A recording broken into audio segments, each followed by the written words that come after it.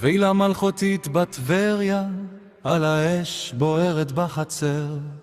ברכה ג'קנזי זוהרת, אבל המים גולשים למרכז.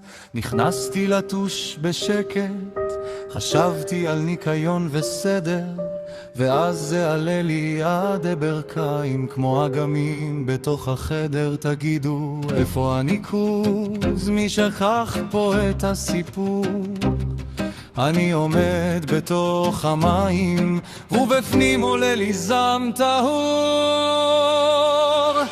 נגד הניקוז, נגד המים, נגד הבור שבלה לי את היום. נגד הניקוז, נגד המים, לא בונים ככה בית חלום. נגד הניקוז, נגד המים, הברכיים שלי כבר בסירה. נגד הניקוז, נגד המים, זה לא מקלחון, זו בריחה.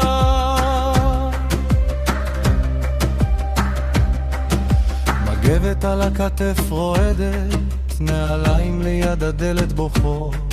על האש בחוץ כבר מתקרר, כי בפינים יש לי ים ברגליים רטובות. ואני לא מבקש ארמון, לא זהב ולא קטר מבריק, רק שיתפו לי את הרצפה, שלא אצא מכאן דייג עייף וצחוק מריר. תגידו, איפה הניקוז? מבינה פה, קח את הקצה.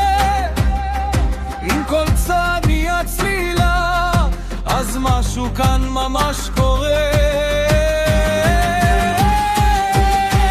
נגד הניקוז, נגד המים, נגד הבור שבלה לי את היום. נגד הניקוז, נגד המים, לא בונים ככה בית חלום. נגד הניקוז, נגד המים, הברכיים שלי כבר בסירה. נגד הניקוז, נגד המים, זה לא מקלחון, זו בריחה.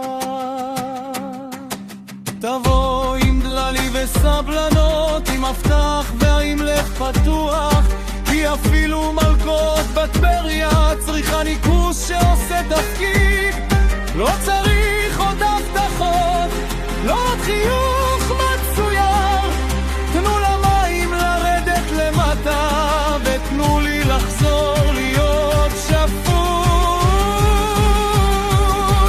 נגד הניקוז, נגד המים, אני לא אבוא לשתוק פה שוב. נגד הניקוז,